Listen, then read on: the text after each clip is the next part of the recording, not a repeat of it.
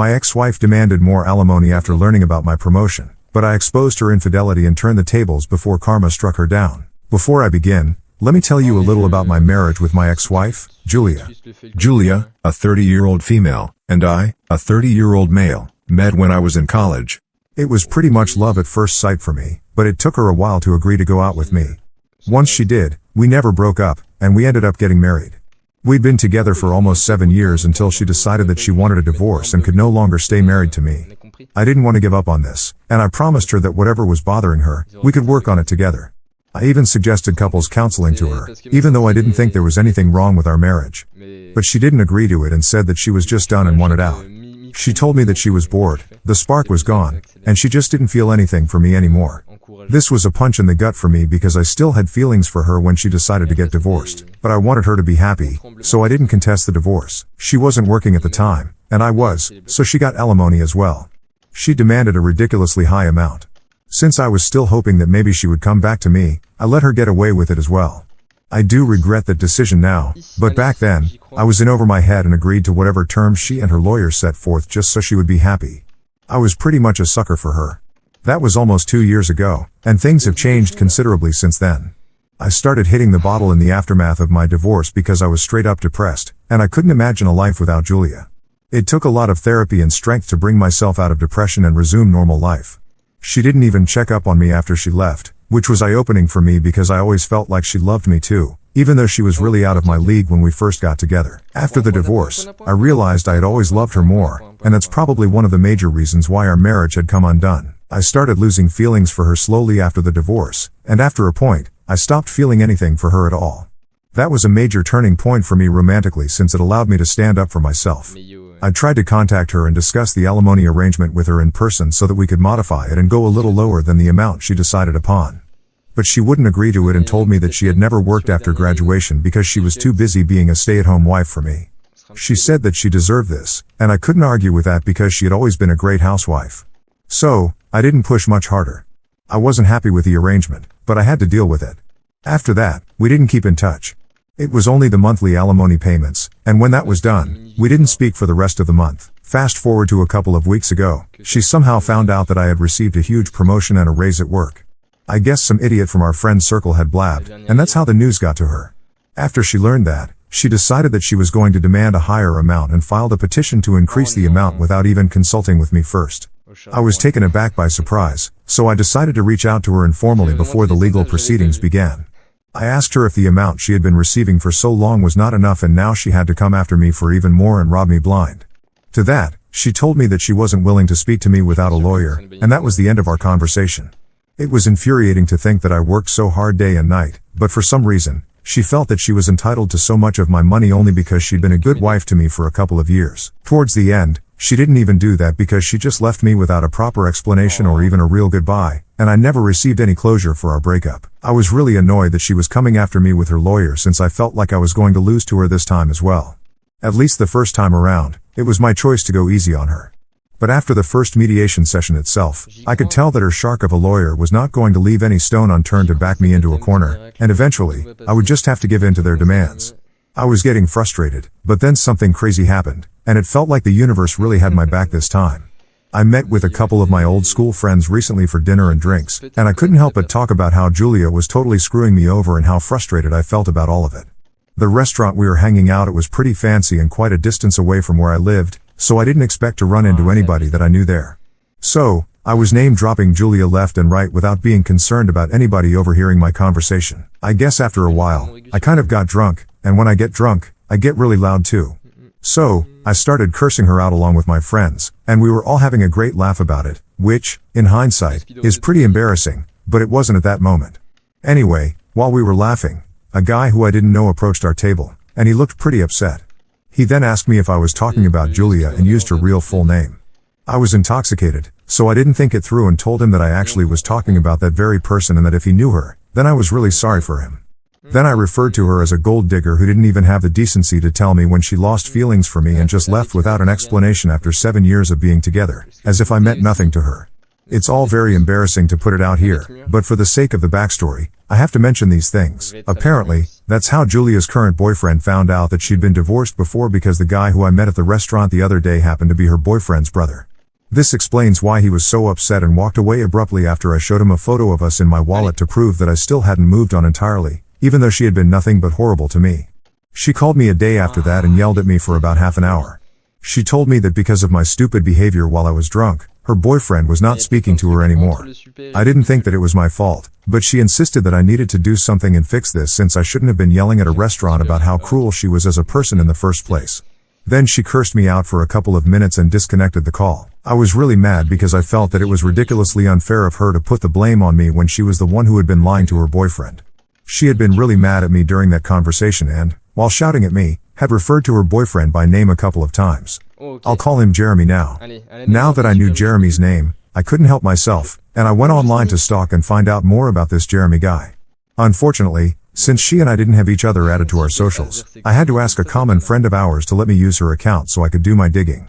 It was difficult to convince her, but I told her that this could probably save me from going bankrupt from the alimony, which it eventually did, and I had to really lay it on thick while manipulating her. Then she finally agreed to let me use her account. While going through his account, I realized that this guy was school friends with a cousin of Julia's, and I figured that these two probably met at her cousin's wedding. I hadn't attended that wedding with Julia because I'd been down with the flu, but she insisted on going because, apparently, she and her cousin were really close. I remember that incident distinctly because I was very disappointed that she left me while I was sick so she could attend some cousin's wedding. Jeremy had a couple of photos on his feed from the wedding, and Julia was featured in almost every single one of those photos. Jeremy had no ties to Julia's life back here because he lived in a completely different place, and he didn't know any of the people that Julia knew, so she wasn't going to get caught unless her own family decided to rat her out, which they definitely wouldn't. Nobody here knew about Jeremy. It also didn't matter if they followed each other on social media because she followed a ton of people, and her being featured in a couple of photos on some guy's feed who attended the same wedding as her wasn't exactly incriminating evidence of her cheating. But I knew the truth now, and I knew that I had to somehow get to the bottom of this and prove that she had been cheating on me while we were married before she filed for the divorce. Maybe then I could have a real shot at getting the alimony cancelled altogether. I called my lawyer up immediately when I found out that she had known this guy even when we were married, and now she was with him, so there was definitely something suspicious going on. He told me that he would look into it, and he came through. He traced Jeremy down and then spoke to a couple of people who lived in his neighborhood and confirmed that Julia had been living with Jeremy ever since she filed for divorce. The people on his street told him that Julia had moved into Jeremy's house about 2 years ago, and it aligned perfectly with the time around when she told me that she wanted a divorce and moved out. So, this is obviously where she went, but that wasn't even our winning hand. Apparently, she even had a 2-year-old son now, and when my lawyer told me about that, I knew for a fact that we'd finally won. There was no way that she was getting out of this one, and I was thrilled that I could finally prove that she was a cheater and get out of paying her because she really didn't deserve it. The last time we met, her lawyer finally had to concede that she didn't deserve the alimony since her client had been cheating. I guess she didn't want to involve the kid because she knew for a fact that the kid was Jeremy's and not mine, so there'd be no point in a paternity test. Had the kid been mine, she definitely would have come after me earlier to demand child support. She had been engaging in infidelity, and that disqualified her from receiving alimony. That was it. I guess I should have left it at that after I got rid of her, but I was feeling particularly vengeful, and I guess that's where I crossed the line because what I did afterward wasn't great. After the last session, I really wanted to get back at Julia because I still hadn't felt that satisfaction kick in. So, I decided to text Jeremy and rant to him about Julia. In my defense, I was kind of wine drunk after celebrating my big win against her, and I wasn't thinking straight. It's not a great defense, but at least it explains why I did what I did. I texted Jeremy that evening, telling him that even though I had loved Julia more than anybody else in this universe ever could, I still didn't envy him for having her now and stealing her away from me because he didn't steal my wife. He just stole a gold digger. I suggested that maybe the only reason she even left me and moved in with him was because of the child, and had it not been for her pregnancy, she probably would have stayed with me, and they would have ended as a short fling. But she knew that she'd get caught if the kid was born and it ended up looking nothing like me, so she opted for the safer way out and latched onto him instead. I wished him luck and said that he and Julia should separate for the sake of the kid because nobody should ever have a mom like that. Now, that's exactly what's happening, and I couldn't regret what I said more. Julia's obviously blaming me for all of this, and she really should because it is technically kind of my fault since I'm the one who texted Jeremy, which was straight up out of line. She also put up a post about how I was sabotaging her life just to get revenge, which all our friends agree with. I think that's kind of weird in a way. Isn't me trying to get revenge on her okay? Because, if you really think about it, she is the one who cheated on me first, and yet nobody is talking about that? People are just lashing out at me for what I did, but nobody is discussing what she did, even though she was the one who started screwing everything up for me, and what I did really pales in comparison. I don't really understand what to do about this now, and I would appreciate some advice on the situation. Am I the asshole for suggesting that my ex-wife's current boyfriend leave her as she left me? Hey guys, first of all, thank you so much for all the advice, and I appreciate every single one of you who replied or commented on my post. Yes, most of you are correct about the assumption that I have a drinking problem. I don't really know what to say about that apart from the fact that I guess I should get professional help for it. I never really considered how this was affecting my life before I made this post, and so many of you pointed that out in the comments. If I had not been drinking, I wouldn't have messed up that many times and would have nothing to regret. I guess that's true, and I definitely will try and work on it. It's not like I can't function without drinking, but when I do get drunk, I kind of go off the rails, and that's not okay. I can see the way it's been negatively impacting my life, and I really want to get better before it turns into alcoholism. That being said, I have decided that I'm not going to apologize to Julia for very valid reasons. She hasn't apologized to me for anything yet. She didn't even apologize to me after it was revealed that I knew about her affair with Jeremy. She was just disappointed that she was going to lose out on the alimony, but she didn't seem to regret anything else. After she left me, I was a complete mess, and it took me a real long time to get back up on my feet and try to live life normally. She never even bothered to look back and see how I was doing, and that's what hurt more than anything else because she and I had been together for so long, and yet she didn't think that I was worth looking back at. I mean, we'd been friends before this, so she probably should have valued that at the very least, but she didn't and just left without thinking about me or all the time that we had spent together. She didn't even have the guts to tell me the truth about why she was leaving and left me wondering for ages about what I could have done better and what I did wrong. So now, I don't really regret what I did to her. She completely deserves it, and now she's going to feel just as hurt as she made me feel. It's just the circle of life. So, something happened a couple of hours ago, and I don't know how to feel about it. It's been almost a month since I first posted here, and Julia and I haven't really spoken after she was served. I assumed that she got busy with her life afterward because now she also had to worry about what would happen with her son and if she could retain custody of him or not. So, it was pretty surprising for me when she called me a couple of hours ago. Luckily, I decided to record the call in case she said something weird. At least then I would have proof of what she said. As soon as I picked up the call, she started shouting at me and told me that I had ruined her life and that I deserved nothing but the worst. She told me that she was glad that she had left me because she couldn't imagine spending the rest of her life with a loser like me, and the only thing that she liked about me was my money, but even that wasn't worth staying for after I turned into the clingy and annoying husband once we got married. She told me that she had cheated on me not just with Jeremy but with several other men before, and that I had been too stupid to find out.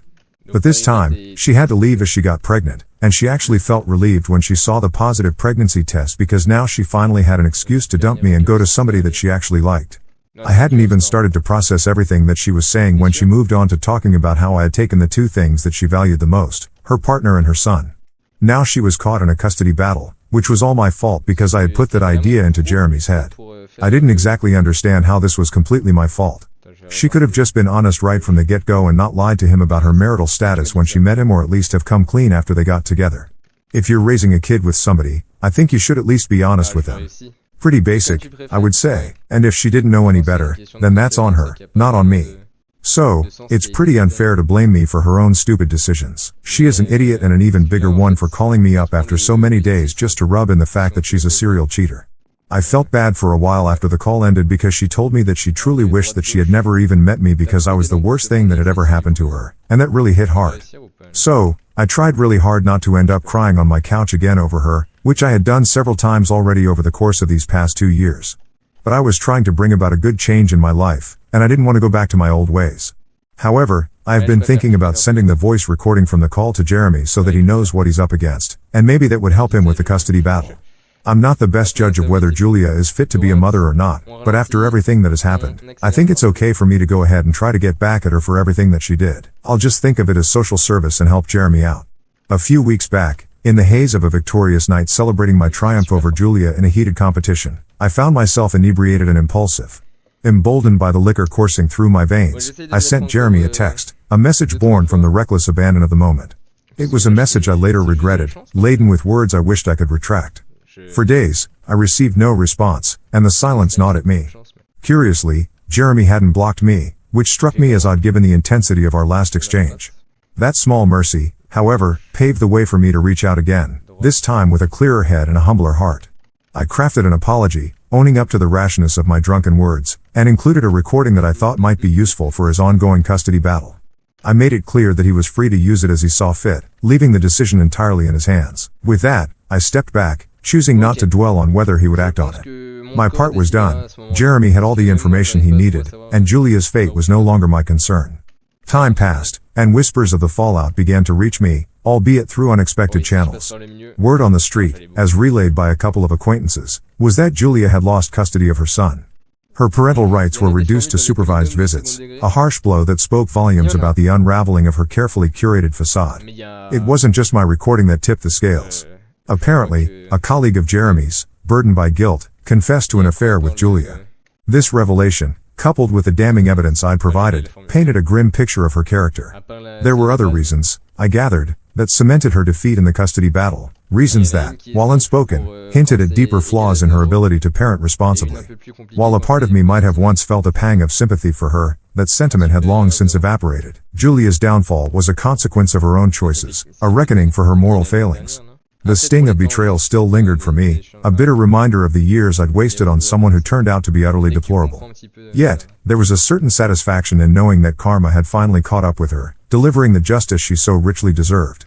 The news of Julia's loss didn't come from our old college circle, which only underscored how far I'd drifted from that group. I no longer kept in touch with those so-called mutual friends, and it was through someone outside that old clique that I learned of her fate. It was clear that gossip had spread like wildfire, with people dissecting Julia's missteps behind her back. It wasn't surprising, really. Those friends we once shared had never been paragons of loyalty. Their willingness to talk about her now, just as they'd failed to support me when I needed them, revealed their true colors. Back when Julia's infidelity came to light, they hadn't held her to the same standard they did me, despite my mistake being a fleeting lapse in judgment fueled by alcohol. Their skewed priorities were evident then, and their behavior now only confirmed what I'd long suspected. They weren't true friends to anyone. They thrived on drama, quick to judge and quicker to gossip, their allegiances shifting with the wind. Julia's current predicament, while unfortunate for her, brought me an undeniable sense of vindication. She was reaping the consequences of her actions, and I couldn't help but feel a quiet joy in that. Reflecting on the past, I couldn't ignore how much had changed since our college days. Back then, Julia and I had been inseparable, part of a tight-knit group that seemed unbreakable.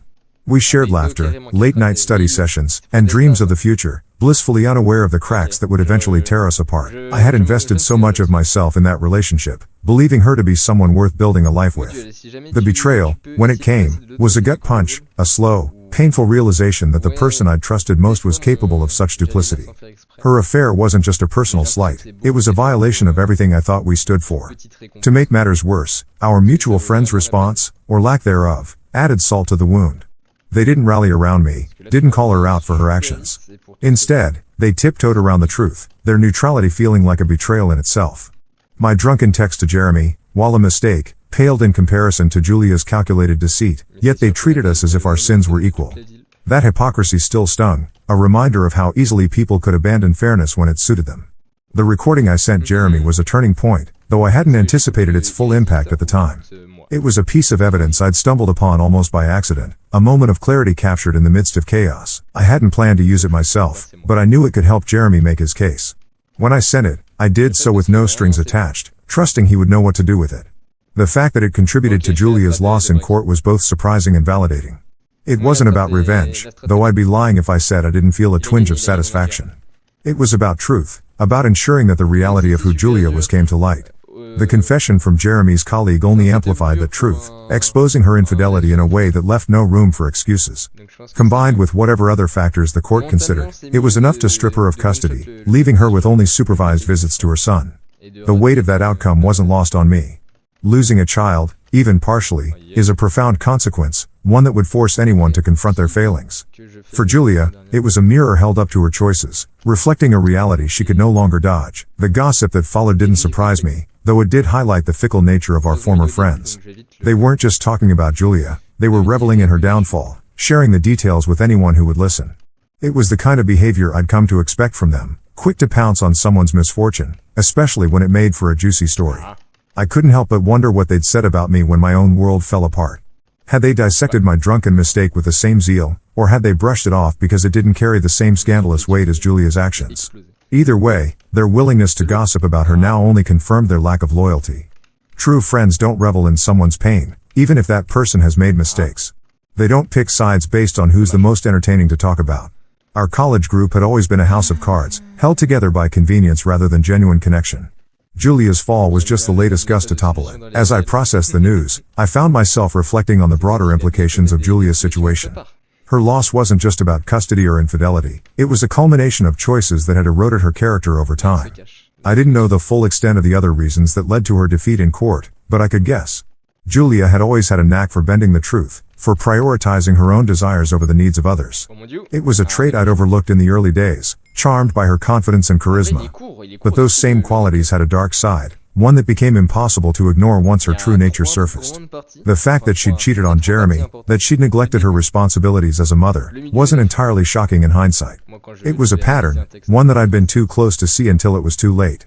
Now, with the clarity of distance, I could see her for who she was, a person who prioritized herself above all else. Consequences be damned. For my part, I was ready to move on.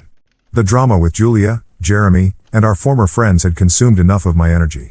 I'd made my peace with my own mistakes, including that ill-advised text, and I'd done what I could to set things right by giving Jeremy the recording. The rest was out of my hands. Julia's downfall, while satisfying in its own way, wasn't something I wanted to dwell on. It was a chapter closed, a lesson learned about trust, loyalty, and the importance of surrounding myself with people who shared my values. Our old friends had shown their true colors, and I had no interest in reconnecting with them. As for Julia, I wished her no ill will, but I couldn't muster much sympathy either. She'd made her bed, and now she had to lie in it. For me, the path forward was clear: focus on my own growth, leave the past behind, and let karma handle the rest.